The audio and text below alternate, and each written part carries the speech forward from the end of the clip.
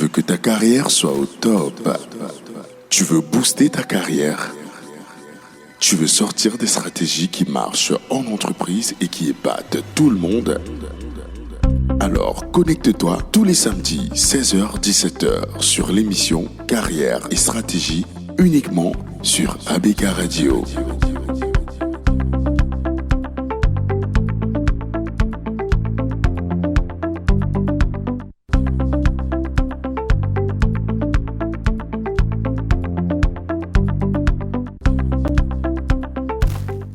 Très chers auditeurs d'ABK Radio, quel plaisir de vous retrouver une fois de plus pour notre rendez-vous habituel Carrière et Stratégie. Carrière et Stratégie, comme son nom l'indique, c'est cette émission au cours de laquelle des experts vous donnent des astuces et stratégies pour booster votre carrière. Je suis Marthe Kounchou à la présentation. Nous sommes mis en onde par notre très cher William Chouala, que je remercie grandement.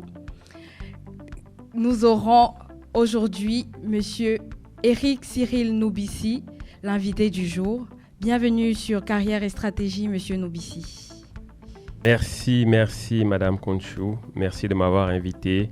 Je passe mes salutations à tous les auditeurs de ABK Radio et les fidèles de Carrière et Stratégie. Selon le philosophe et moine Jean-François Revel, quand on tire une flèche, il ne faut pas oublier quelle est la cible. Partant de ce principe, il est évident que la réussite de tout projet, action ou entreprise est étroitement liée à l'identification de sa cible. Au cours de cette émission, vous l'avez certainement compris, nous aborderons le thème « Comment cibler sa clientèle ». Ça se passe sur la 89.9 ABK Radio, la radio de tous avec tous.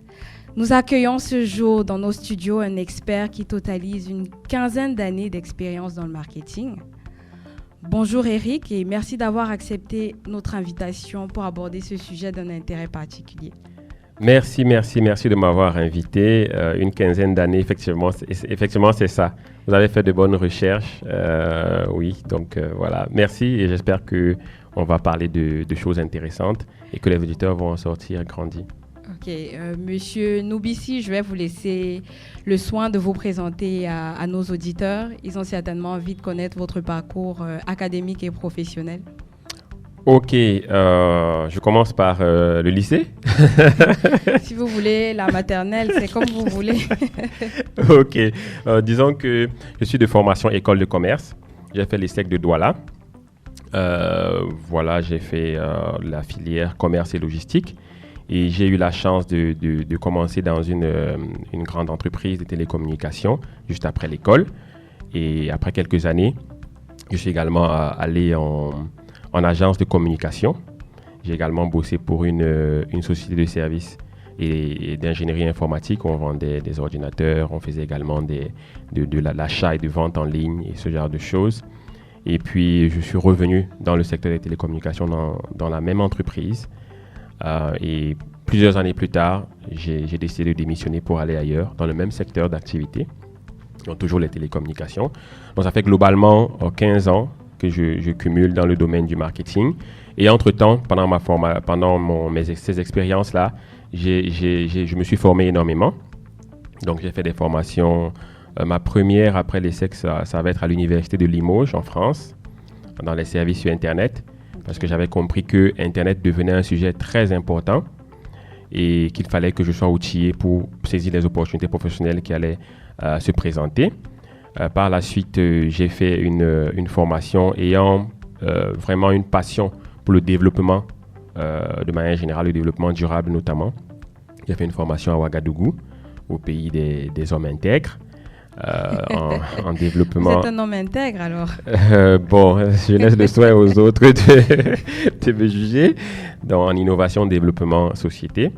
Et j'ai également fait une formation en marketing digital à l'Université de l'Illinois aux États-Unis. Wow. J'ai fait une certification en stratégie à HEC Paris. Vous avez fait le tour du monde, Monsieur Noubissi. Oui, parfois sur place comme à HEC, mais parfois en ligne également. Et j'ai également fait une formation de Cage Business School en responsabilité sociétale d'entreprise. Donc voilà à peu près. Et d'autres formations, voilà. J'ai pas fait pas mal de formations, là c'est les principales. Waouh, c'est un super parcours et Merci. nous sommes très heureux une fois de plus de vous avoir sur Carrière et Stratégie.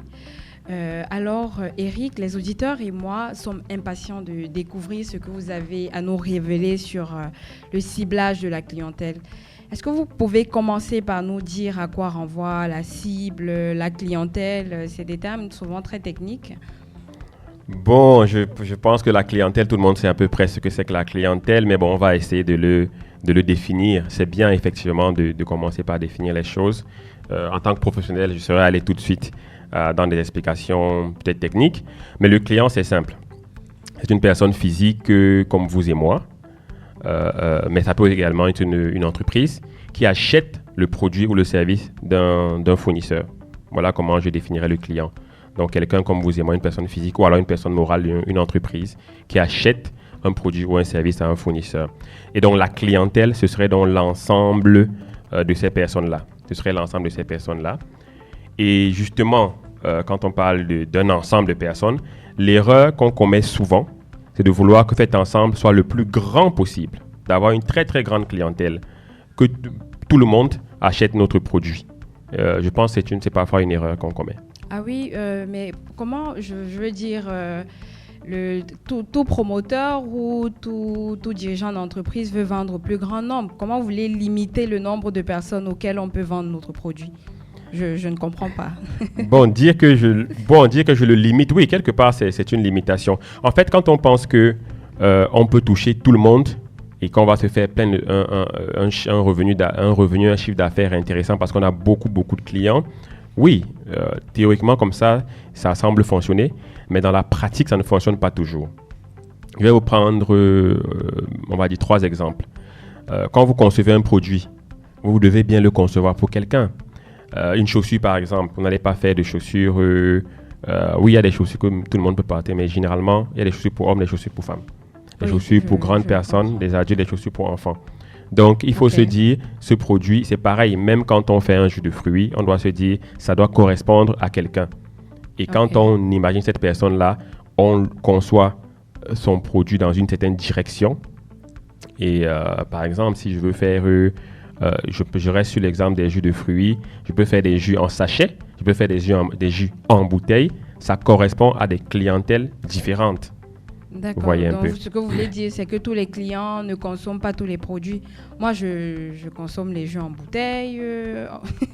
Oui, vous consommez les jus en bouteille et vous consommez également les jus en sachet. Oui, je consomme les deux. Mais vous en consommez peut-être plus de sachets ou plus de bouteilles? Bon, plus de bouteilles quand même. Plus de bouteilles. plus Certainement de parce bouteilles. que les jus en sachet sont certainement faits pour des gens qui veulent facilement le transporter, qui sont mobiles, vous voyez, qui sont peut-être sous la chaleur. Ah, Et c'est pour ça que vous verrez donc que dans la distribution, on va les vendre ces jus en sachet là dans des pousse-pousse frigorifiques, comme vous le voyez certainement dans les rues de Douala. Donc voilà, c'est important de connaître sa cible au moment de concevoir son produit. Voilà. Par exemple, pour fixer un prix. Si vous décidez d'ouvrir un restaurant que vous voulez VIP, vous allez vendre la boisson à 2000 francs, alors qu'il y a des gens qui la vendent à 700 francs par exemple. Vous la vendez à 2000. Quels sont les gens capables de payer ce prix? Et comment vous pouvez faire venir ces gens-là dans votre restaurant? Vous voyez un peu. Oui, C'est la notion de cible apparaît également à ce niveau-là. Et même dans la communication. Quand vous communiquez, vous devez savoir vers qui s'adresse votre message, quel est le destinataire principal du message, et vous façonnez le message pour que ce soit compris par cette personne-là. D'accord. Donc voilà, autant d'éléments qui font qu'à un moment donné, vouloir toucher tout le monde, ça ne marche pas. Ça ne marche pas. Et quand on est attentif, on voit bien que toutes les grandes marques font du ciblage. Toutes les grandes marques font du ciblage. Oui, bon, je comprends Il faut s'en inspirer. Je comprends bien ce que vous dites, mais si on regarde par exemple une entreprise comme Coca-Cola, est-ce qu'une entreprise comme Coca-Cola fait du ciblage? Tout le monde boit du Coca? Oui et non. Oui et non. Coca-Cola a quand même des années, je veux dire, d'existence.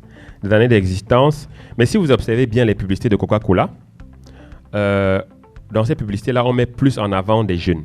C'est généralement des jeunes. Et la tranche va varier entre 15 et 35 ans. C'est un produit qui m'intéresse particulièrement, sur lequel j'ai fait quelques recherches. Entre 15 et 35 ans généralement.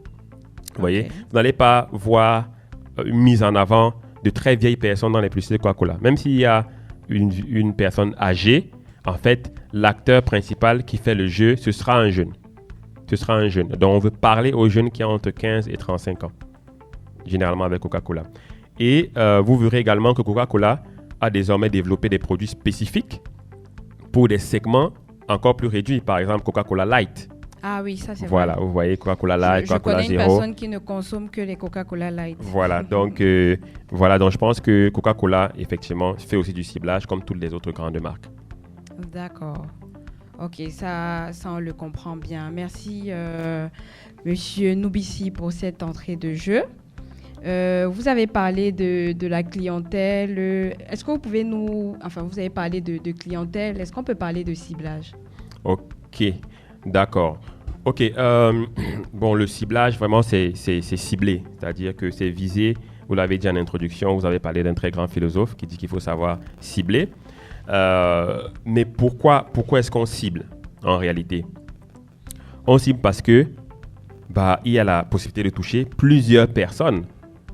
Ok, il y a une multitude de cibles, on va dire ça comme ça, de segments. Pour parler techniquement, peut-être de la segmentation. Il y a un ensemble de segments. Et on doit se dire quelles sont les personnes les plus intéressées, quelles seraient les personnes les plus intéressées par notre produit.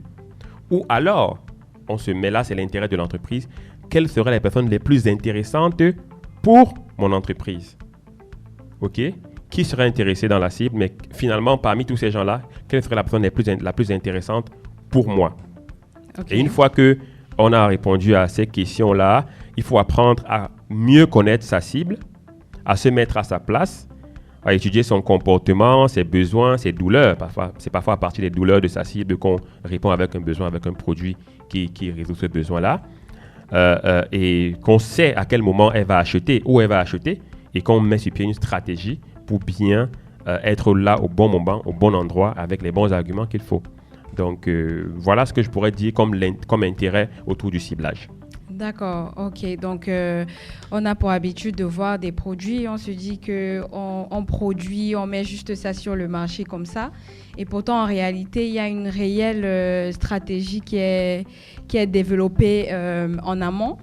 Monsieur Noubissi, vous nous avez parlé de clientèle, vous nous avez parlé de ciblage. Est-ce que vous pouvez établir la différence qui existe entre la segmentation et le ciblage? Ah oui, effectivement, j'ai évoqué la segmentation. En termes de stratégie marketing, de stratégie d'approche d'un marché, on l'a vu tout à l'heure, il y a une multitude de clients qu'on peut toucher. Ils sont nombreux, le marché est grand. Donc la première étape généralement, c'est de segmenter ce marché-là. Ce marché, il y a 28 millions, 30 millions de Camerounais. Okay. Il faut pouvoir segmenter ce très grand marché. Et donc la segmentation, c'est un peu comme un découpage d'un marché qui est trop grand. On le découpe et en groupe d'individus, de taille variée. Un groupe d'individus de taille variée. Par exemple, au Cameroun, on dit que la population est beaucoup plus jeune. Elle est en majorité jeune. Vous verrez que si on fait un groupe à partir des âges, on aura des groupes un peu plus costauds au niveau des jeunes, par exemple. Oui, donc, bien évidemment. Voilà. Donc, en réalité, on regroupe les clients en segments, en groupes homogènes. Et ce sont ces groupes homogènes qu'on appelle segments. D'où le terme segmentation.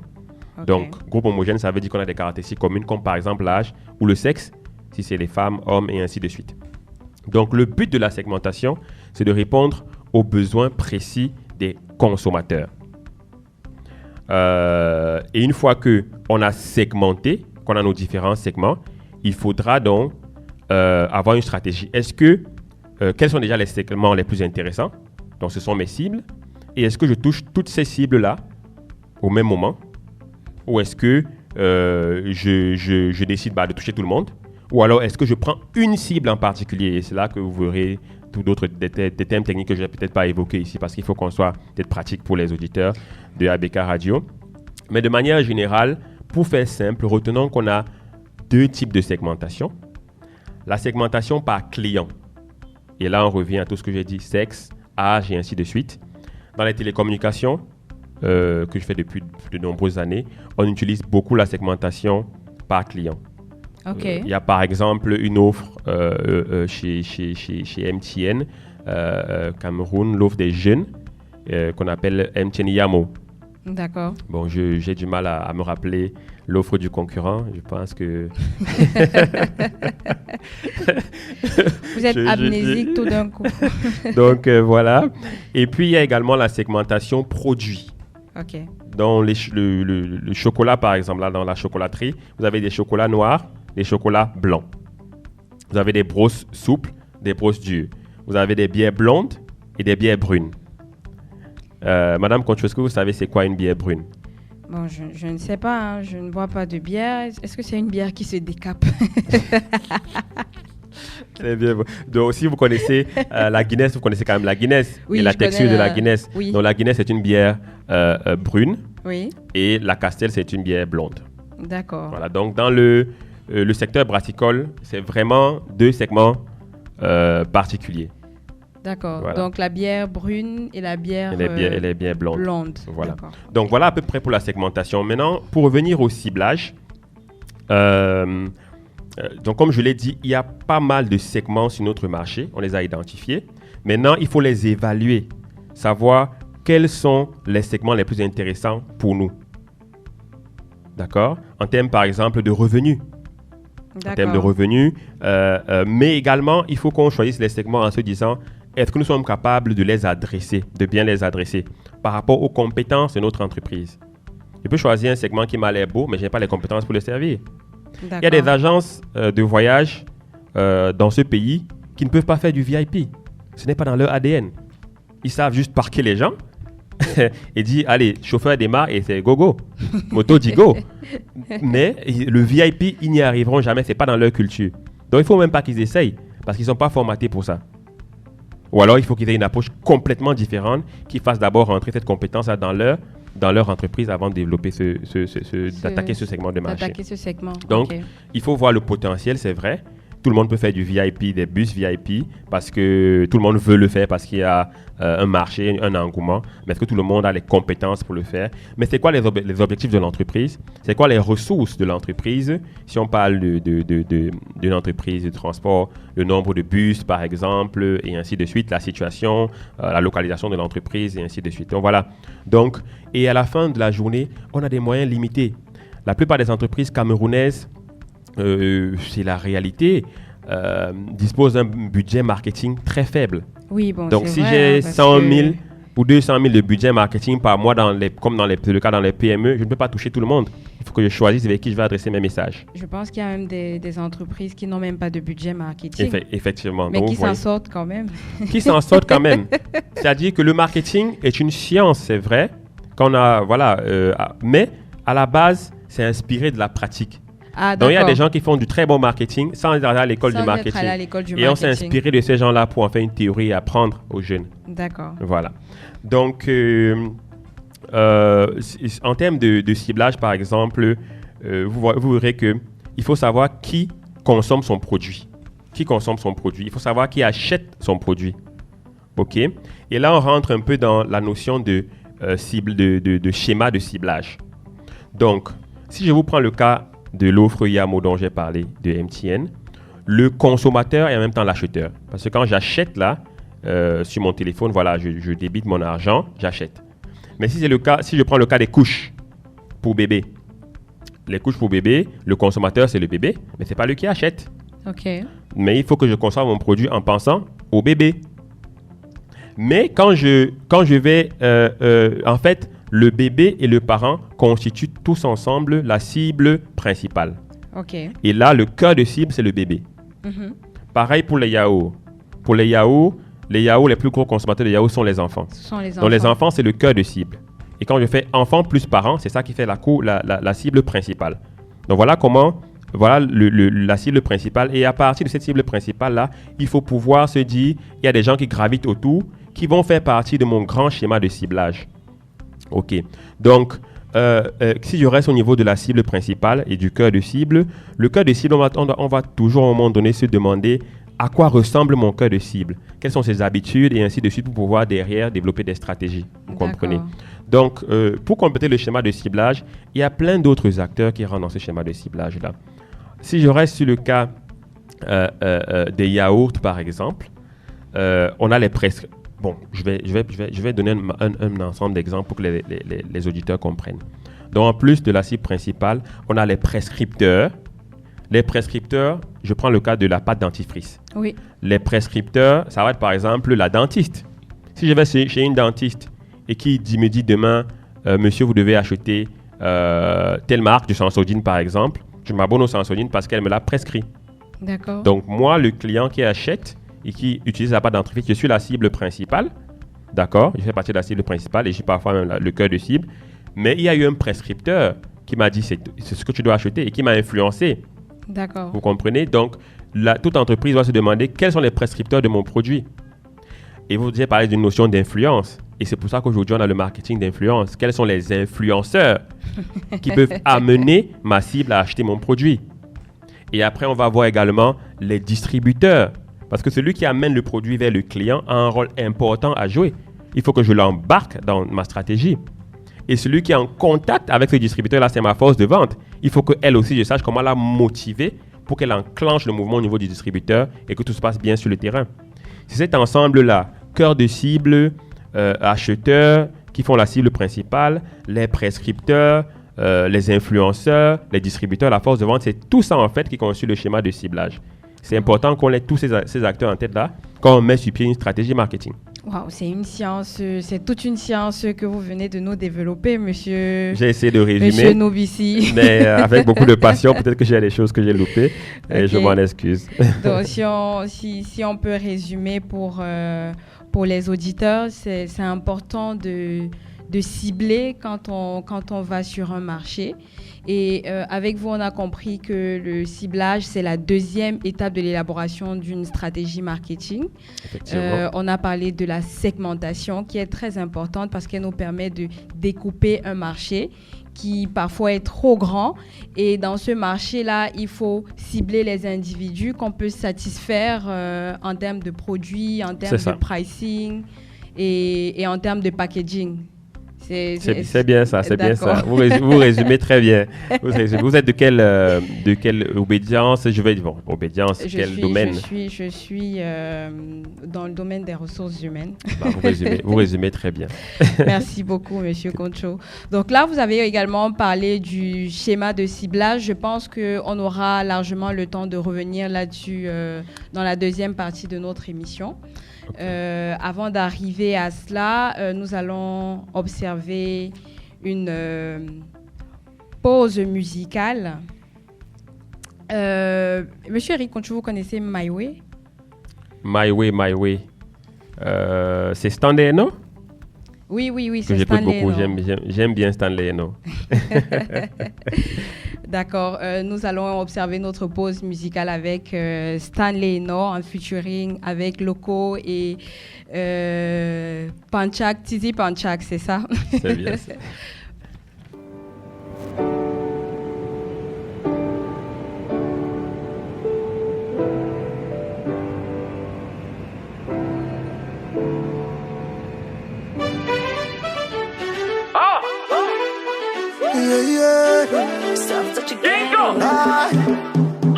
Me, I define my way. My brother, find your way too. Life now turn by turn. Demain pour toi va sortir. Me, I define my way. My sister, find your way too. Life now turn by turn. Demain pour toi va sortir. So just follow me, yo. So just follow me, yo. Moi là tu me wanda. Nous on sort de chape, on fait que fala. Toi tu sais ou quoi tu fais que hala. You de hala, you de hala. Moi là tu me wanda. Nous on sort de chape, on fait que fala. Toi tu sais ou quoi tu fais que hala. You de hala, you de hala. Tous les jours en boulot, on ne dort pas. Le jet est privé, moi je veux ça. L'amour là. C'est Dieu qui donne. Tous les jours en boulot, on ne dort pas. Le jet est privé, moi je veux ça. La moula, c'est Dieu qui donne. Me I define my way. My brother find your way too. Life not turn by turn. Les mains pour toi va sortir. Me I define my way. My sister find your way too. Life not turn by turn. Les mains pour toi va sortir. So just follow me. Just follow me. Follow me. Now I'm getting the money. When they see me on TV, see them haters want kill me. More blessings on me. Now I'm getting the money. ABK Radio 89.9. See them haters want kill me. More blessings on me. Tous les jours en bolo, on est là-bas. Le jet est privé, moi je vais ça. La moula. C'est Dieu qui donne. Tous les jours en bolo, on est là-bas. Le jet est privé, moi je vais ça. La moula. C'est Dieu qui donne. Me, I find my way. My brother, find your way too. Life not time by time. Demain pour toi va sortir. Me, I find my way. My sister, find your way too. Life not time by time. Demain pour toi va sortir. So just follow me, oh. Just follow me, oh. Just follow me, oh. Just follow me, oh. Yeah. See me, I started from the bottom. Now I'm traveling around the world. C'était difficile d'y croire, man. Faut jamais abandonner.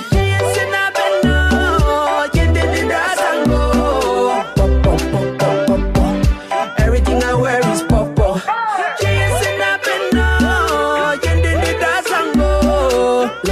Loco. Everything I do is loco. Yeah. Tous les jours en bolo, on ne dort pas. Le jet est privé, moi je veux ça. La moula. C'est Dieu qui donne. Tous les jours en bolo, on ne dort pas. Le jet est privé, moi je veux ça. La moula. C'est Dieu qui donne. Me I find my way. My brother find your way too. Like not time by time. Demain pour toi va sortir.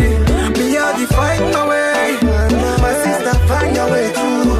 Like not time by time. Demain pour toi va sortir. Just follow me, yo. Just follow me, oh. Just follow me, oh. Just follow me, oh. Just follow me, yo. Oh. Hey. Follow me. Yo, Slim. Motherland, baby. Okay. Vous écoutez Carrière et Stratégie sur ABK Radio.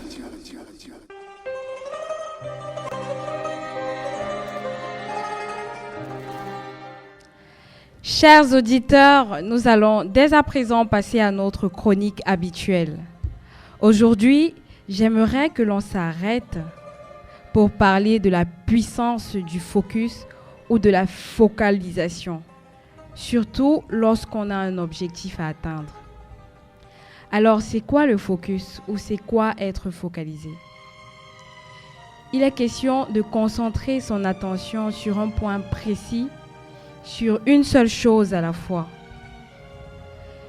Être focalisé, c'est tout simplement se concentrer à 100% pour la réalisation d'un objectif en programmant son cerveau pour qu'il nous aide à le réaliser. C'est aussi et surtout s'écarter de toute distraction, détails futiles, perte de temps qui peuvent nous empêcher d'arriver où l'on veut aller. La focalisation est l'un des outils les plus puissants que nous ayons à notre disposition pour bâtir des carrières et les projets dont nous rêvons. Le focus, comme on l'a dit, nous permet de nous concentrer sur une chose à la fois en évitant que d'autres éléments viennent nous distraire. La focalisation est essentielle pour réussir dans de nombreux domaines, que ce soit au travail, à l'école, dans notre vie personnelle. Lorsque nous sommes capables de nous concentrer sur une tâche ou un projet, nous pouvons accomplir de grandes choses. Lorsque nous sommes concentrés, nous sommes plus productifs et nous faisons moins d'erreurs. Tant de personnes gaspillent leur journée à cause des multiples distractions que nous offre ce siècle. Alors, mesdames et messieurs, si nous nous arrêtions un instant pour nous poser la question de savoir si nous sommes des personnes focalisées. Qu'est-ce qui occupe ou contrôle nos pensées? Qu'est-ce qui nous a servi?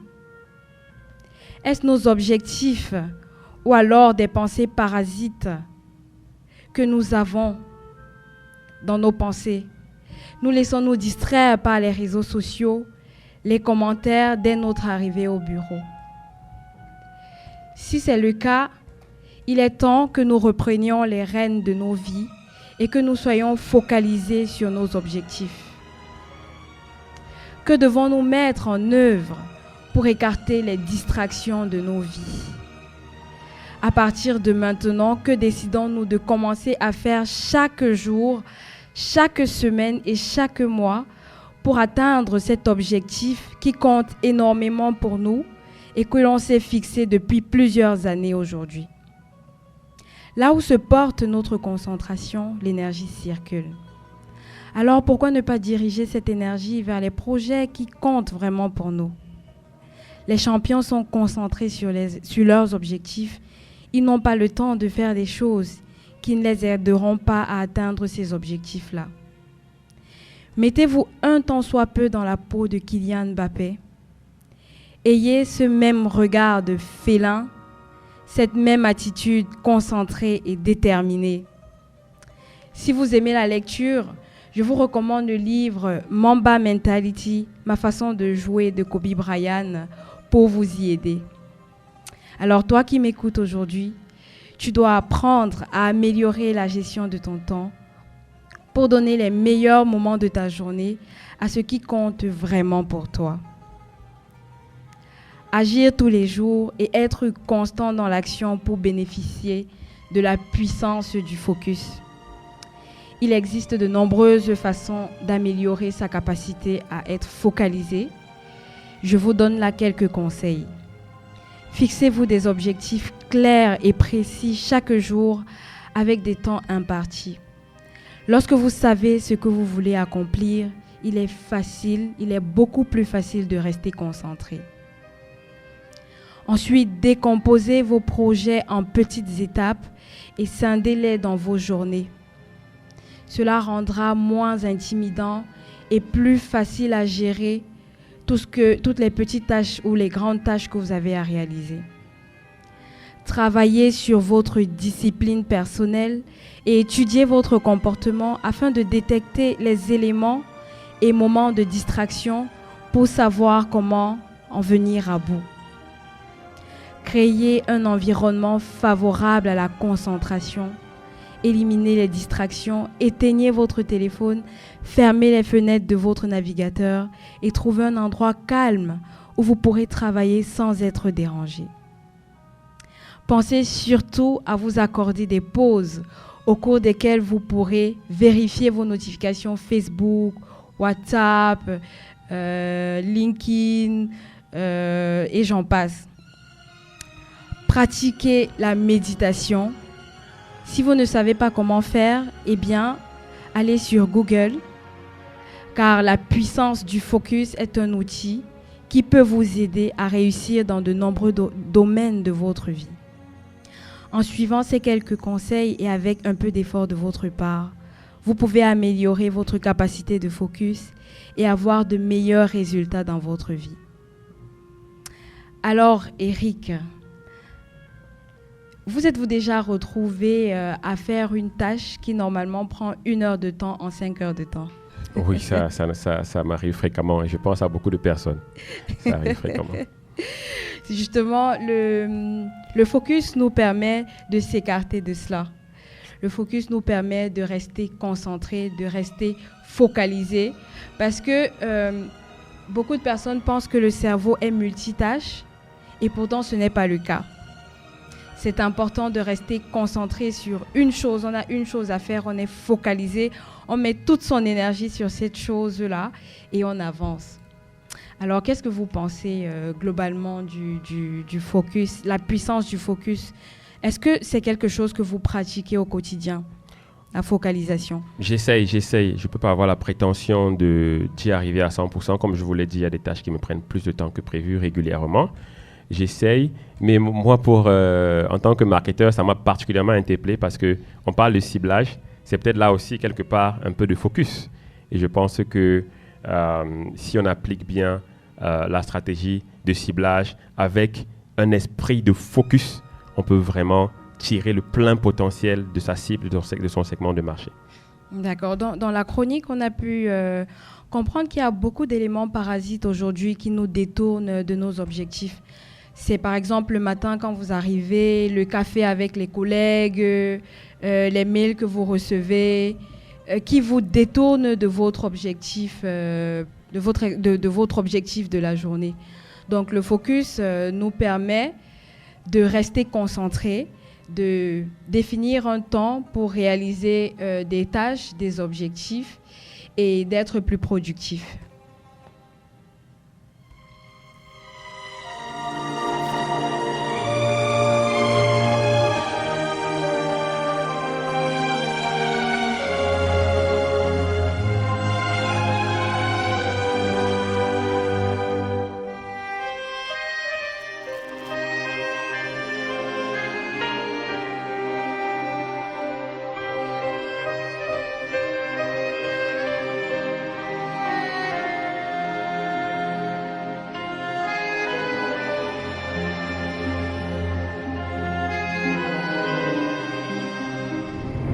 Vous écoutez Carrière et Stratégie sur ABK Radio.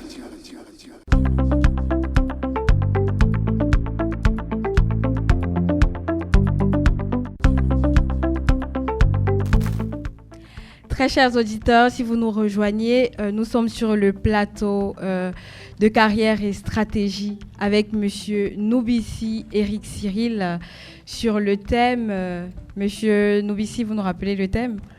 Comment cibler sa clientèle? Alors, Monsieur Noubissi, vous avez parlé en première partie de ciblage, de segmentation. Vous avez également évoqué la notion de persona qui me semble très intéressant.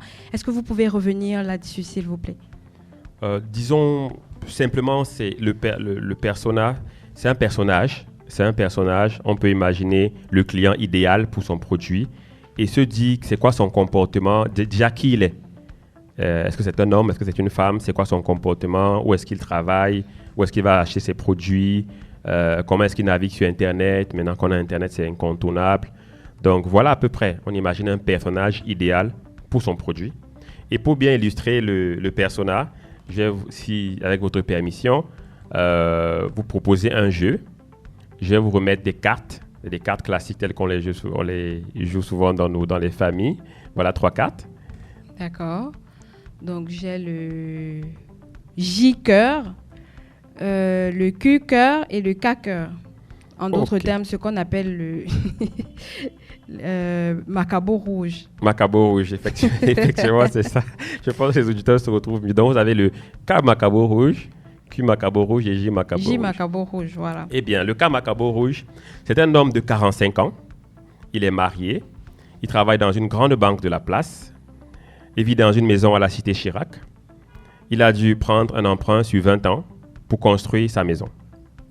Le Q Macabo rouge, c'est une femme de 35 ans, célibataire. Elle bosse dans une multinationale où elle est manager d'équipe. Elle vit à Bali. Et le J Macabo rouge, c'est un jeune homme de 20 ans, en dernière année d'école de commerce, l'ESSEC de Douala notamment. Il est grand, il est beau, il a les pieds arqués, il vit à Ange-Raphaël. Donc, quand je suis entré sur ce plateau, j'ai ressenti votre parfum. Vous avez un excellent parfum, madame. Merci beaucoup. Et si vous arrivez de vendre des parfums à ces 3 personnes-là, à qui est-ce que vous le vendriez? Qui est-ce que vous ciblerez? Je ciblerais le K Macabo rouge. Le K Macabo rouge. Et le Q Macabo rouge. Donc Mais s'il faut faire un choix entre les deux. Non, ce serait le cas Macabo Rouge. Le cas Macabo Rouge. Oui, L'homme marié de 45 ans oui. et qui travaille dans une grande banque. Et pourquoi pas, la dame de 35 ans célibataire qui bosse aussi dans une multinationale et qui est manager d'équipe? Moi, j'aurais choisi cette dame. Oui, moi j'ai choisi en fonction du pouvoir d'achat. En fonction du pouvoir d'achat. Oui, parce que je me dis, celui de 45 ans qui vit à la cité Chirac, on sait que c'est un quartier... Mais il peut avoir, ayant pris un emprunt sur 20 ans, il peut avoir de grosses traites à la fin du mois qui lui empêchent d'acheter on parle de parfums de marque, d'acheter des parfums de marque qui coûtent 100 000 francs. Oui, monsieur, je suis d'accord, mais pour qu'une personne prenne un crédit de ce montant-là, il faut quand même qu'il ait un certain standing de vie, vous comprenez? Effectivement. Du coup. Voilà, la femme de 35 ans, elle est célibataire. Elle bosse dans une multinationale et elle est manager d'équipe. Donc, elle doit aussi avoir un bon niveau de revenu. Oui, et elle vit à Bali. C'est pas tout le monde qui vit en ville. Bon, oui, Elle vit à Bali. C'est et en vrai. plus, je pense qu'elle doit donner de l'importance à son parfum. Oui, elle est célibataire. Elle est célibataire. Je pense qu'elle cherche, si elle poursuit les valeurs classiques de la société camerounaise, elle cherche certainement à avoir un mariage, avoir un bon mari. Et sentir bon, ça peut aider. Et elle est manager d'équipe. Une femme manager d'équipe qui ne sent pas bon, ça peut être compliqué. Ça peut faire beaucoup de racontages, de machin, celle-là, voilà. Donc, alors qu'elle a d'autres femmes ou d'autres hommes qu'elle manage, qui sont peut-être mieux qu'elle, mieux vêtis et qui sont plus bons, voilà. Donc, je pense que les deux cibles sont intéressantes, que ce soit l'homme, la femme. Et c'est en fait ça, la magie du marketing. C'est-à-dire qu'il y a toutes ces personnes intéressantes et on peut décider de cibler les deux. D'accord. On peut décider d'avoir une stratégie multi-segment, comme on peut décider d'être focus sur un segment principal et de mettre le paquet dessus. Donc voilà à peu près. Et vous voyez que pour chacun, pour le K, le Q, le J, j'ai un peu essayé de déterminer le persona pour répondre à votre question. Voilà. J'espère que les auditeurs comprennent mieux c'est quoi le persona, c'est quoi la cible, c'est quoi la segmentation, c'est quoi les enjeux autour de tous ces termes-là et notamment le ciblage dont on parle aujourd'hui. D'accord. Donc, si je comprends bien, le persona... c'est la personne idéale à laquelle on veut vendre son produit. Voilà. Et chaque fois qu'on a des messages à communiquer, il faut qu'on se rappelle qu'on communique vers ce personnage-là. D'accord. C'est important. Parfait. Sinon, après, on fait des publicités, des communications un peu à l'emporte-pièce. Ça donne n'importe quoi. D'accord.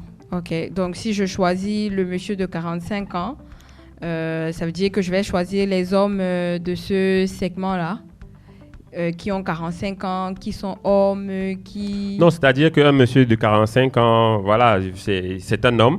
Je prendrais peut-être même une femme pour faire la publicité, une femme qui soit sensuelle, qui soit... Voilà, pour attirer son œil.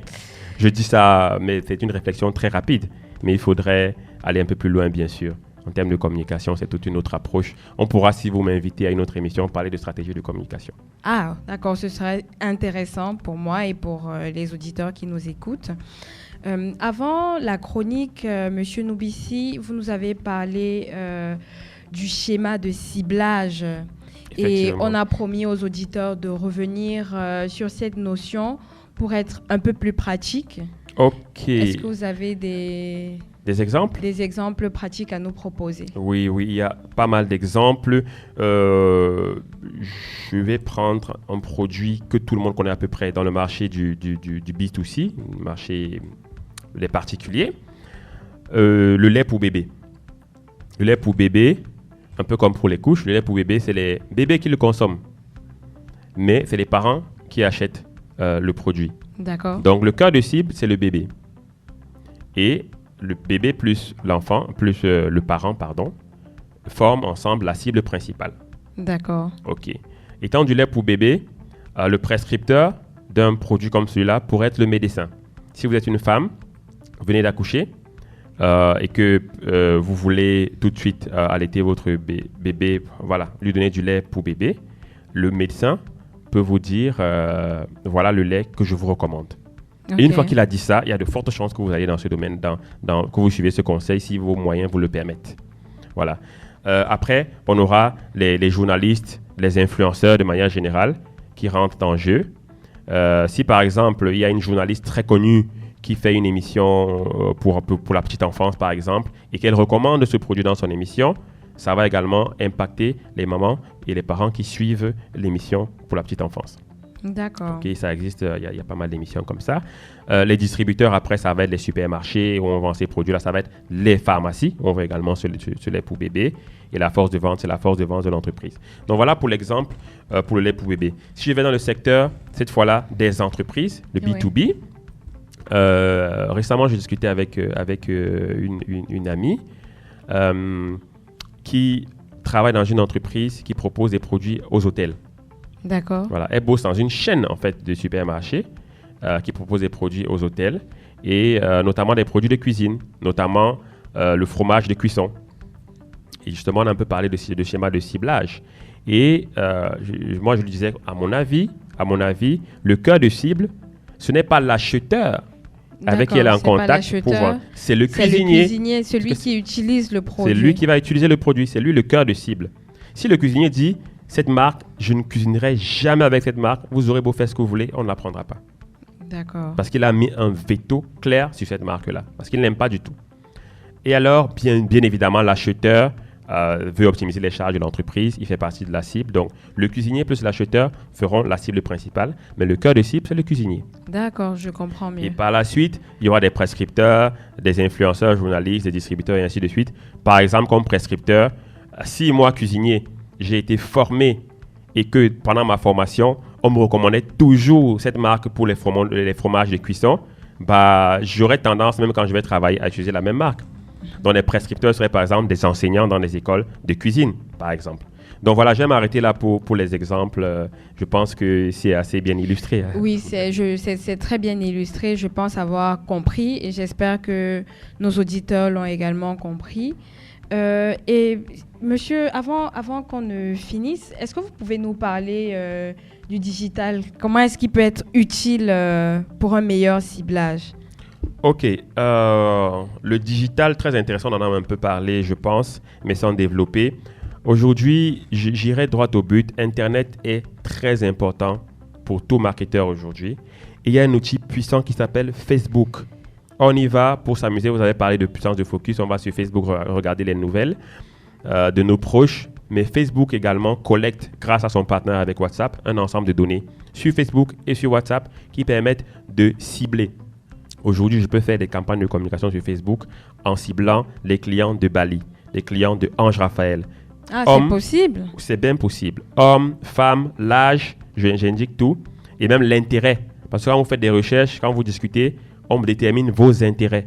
C'est-à-dire que si je veux, par exemple, faire la communication de produits pour bébé, et il faut bien qu'il y ait l'intérêt enfant dans la cible que je vais sélectionner sur Facebook. Et pareil sur LinkedIn, pour ceux qui recherchent de l'emploi. Sur LinkedIn, vous pouvez rechercher les entreprises qui vous intéressent en tapant le nom du secteur d'activité, par exemple, télécom. Vous aurez par exemple surpris que dans le domaine des télécoms, il n'y a pas que MTN et les gros. Il y a peut-être des gens ou des structures qui font dans les télécoms qu'on ne connaît pas, mais qui sont peut-être partenaires à cette grosse structure-là. Vous pouvez également postuler.